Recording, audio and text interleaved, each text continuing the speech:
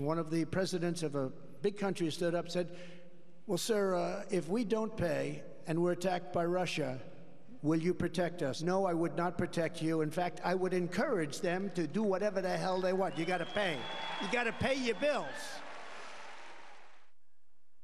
Trump qui fait peur à bien du monde dans le monde. Sa déclaration coup de poing survenue au cours du week-end vraiment a créé une onde de choc, mais encore plus du côté des pays européens. Mais il a laissé entendre, donc, ça s'est passé samedi, qu'il ne garantirait plus la protection aux organisations du traité de l'Atlantique Nord, c'est-à-dire l'OTAN, à ces pays qui ne paieraient pas leur part et qui laisseraient la Russie les envahir. Mais bien pire que ça, ils les invitent à l'envahir. Alors, ces propos ont donné lieu à une réaction prudente au Canada et une critique plus musclée en Allemagne. On écoute. I'm not going to respond to somebody's political rhetoric at this point. Canada is continuing to do all the work that is necessary. We are founding members of NATO. We're absolutely committed to that alliance. Jegliche Relativierung der Beistandsgarantie der NATO ist unverantwortlich und gefährlich und ist einzig und allein im Sinne Russlands. Niemand darf mit Europas Sicherheit spielen oder dealen. Alors, on a invité le directeur du département de sciences politiques de l'Université de Montréal, Frédéric Mérand. Bonsoir. Bonsoir. Alors, écoutez, on s'est déjà parlé, nous deux, du fait que Trump menaçait de quitter l'OTAN, mais il y a tellement de mécanismes. Vous nous aviez un peu rassurés à cause des contrepoids, bon, et tout ça, de contrôle des faits et gestes du président. Mais là, ça, c'est un cran plus haut, là. Oui. Tu sais, il réfère à une conversation il y a 4 ans ou un peu plus avec un chef de gouvernement. Alors, je suis content de vous avoir rassuré, mais je ne suis pas moi-même rassuré. Aujourd'hui, on peut sourire, évidemment, des propos de Donald Trump, mais les mots ont un poids en relations internationales, surtout de la part d'un peut-être futur président des États-Unis. Essentiellement, ce qu'il a dit, et vous avez raison de dire que c'est un saut qualitatif, c'est qu'il a d'une part répété une position traditionnelle, non seulement de Trump, mais aussi des États-Unis, qui consiste à dire que beaucoup d'alliés ne font pas, selon eux, leur part dans l'Alliance Atlantique, et par faire leur part, ce qu'ils veulent dire, ne dépensent pas suffisamment pour leurs forces armées. Donc ça, c'est une position que les États-Unis tiennent depuis les années 50, ce n'est pas nouveau.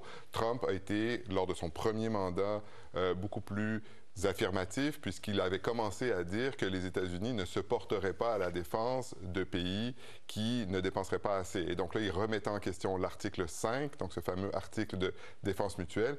Mais là, ce qu'il a dit, c'est beaucoup plus que ça. Il a explicitement invité la Russie à envahir un pays qui ne dépenserait pas suffisamment pour ses forces armées, à envahir un pays allié des États-Unis. Donc, évidemment, c'est un peu de la fanfaronnade, mais ça fait paniquer les dirigeants en Europe, et pour cause. Ouais, mais si ça s'avérait, ça voudrait dire, par exemple, que des pays environnants membres de l'OTAN sont envahis par la Russie. Ça voudrait dire que, dans le fond, le message qu'il envoie, c'est qu'on n'enverrait pas nos troupes défendre ces pays envahis, là. Parce que c'est ça, être membre de l'OTAN. Ça veut dire qu'il faut peut-être défendre le pays, pas juste par de l'argent. Il faut envoyer des troupes, peut-être, aussi. Effectivement. Ce que Trump a fait et que d'autres présidents américains n'avaient jamais fait, c'est de remettre en question l'engagement des États-Unis au sein de l'Alliance Atlantique.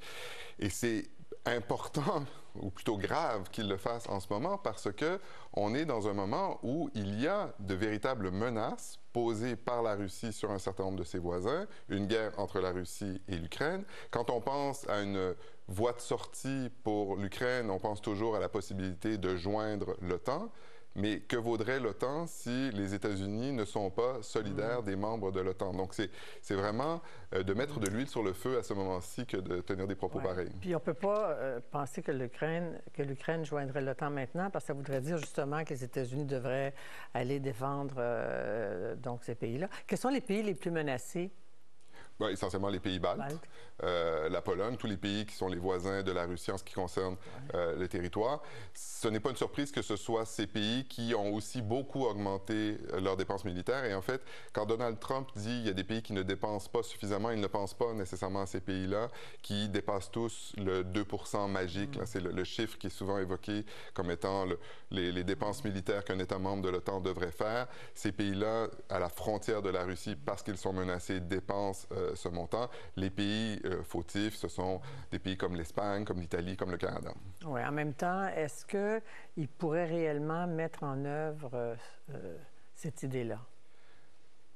Oui et non. C'est-à-dire que, comme on en avait discuté, ce qui est difficile à imaginer, c'est que les États-Unis se retirent formellement de l'OTAN parce qu'il y a des procédures au Congrès qui sont très compliquées pour le faire, mais de simplement mettre en doute l'engagement de l'OTAN. L'OTAN, c'est un traité international et donc un État qui ne veut pas respecter un traité international est toujours libre d'une certaine manière de le faire. Si les États-Unis remettent en question leur engagement, en soi, par la voix d'un peut-être président des États-Unis, en soi, c'est une façon de se retirer de l'Alliance atlantique sans le dire. Oui, puis on voit en même temps les difficultés que le Congrès américain a à adopter une aide de 60 milliards pour soutenir l'Ukraine à cause des idéologies politiques en présence. Mais en même temps, Nikki Haley a dénoncé Donald Trump sur cette volonté d'inviter la Russie à envahir des pays. Elle n'est pas contente de ça, elle. Oui, Nikki Haley, évidemment, une certaine responsabilité. Elle était ambassadrice des États-Unis auprès des Nations unies.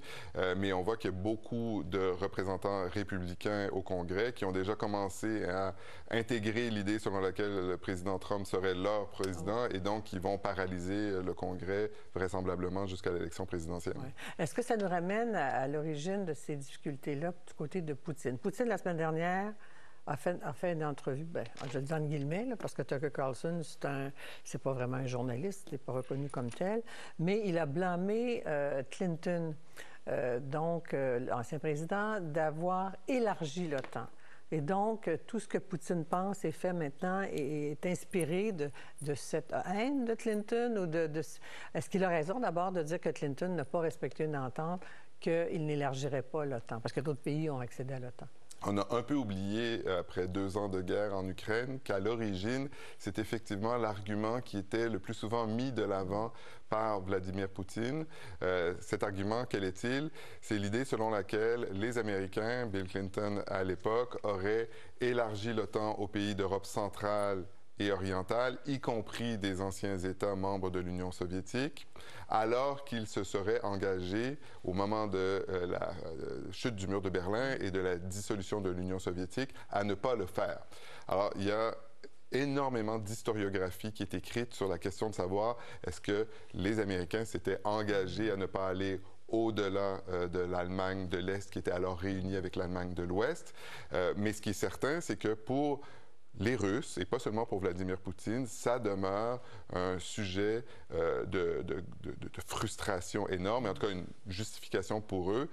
Mais c'est certainement pas la seule raison pour laquelle, évidemment, ils cherchent à reconquérir ce qui était considéré par des gens comme Poutine comme une zone finalement impériale, une zone de pays qui leur appartiendrait de droit comme à l'époque de l'Union soviétique. Alors que certains, devant cette guerre qui s'enlise en Ukraine, appellent l'Ukraine à capituler littéralement, mais que du côté de la Russie, on accepterait une capitulation à condition que l'Ukraine renonce définitivement à l'OTAN. Alors ça, c'est aussi un des arguments qui vient souvent de Moscou, mais dans l'état actuel des choses, il est peu probable d'imaginer que la Russie accepterait une capitulation de l'Ukraine à ce prix, parce que l'Ukraine avait déjà ouvert la possibilité à le faire il y a 2 ans et ça n'a pas empêché la Russie d'envahir l'Ukraine. Donc je pense que c'est plutôt un prétexte dans l'état actuel des choses. Mais ce qu'on observe, c'est que en ce moment, il y a un déplacement, je crois, de l'effort des États-Unis, qui ont été le pays le plus engagé dans le soutien à l'Ukraine au début du conflit, et de plus en plus vers l'Europe. C'est en Europe où on voit Olaf Scholz, il y a quelques instants, sur votre écran, le chancelier allemand. C'est là où l'argent et les fournitures militaires vont devoir provenir, le soutien à l'Ukraine. Et c'est moins une question liée à l'OTAN qu'une question finalement liée à la sécurité européenne. Oui, il va falloir que l'Europe finance ou bâtisse ses forces militaires. Merci beaucoup, Frédéric Mérand. On verra la suite. Merci, bonne soirée. Au revoir.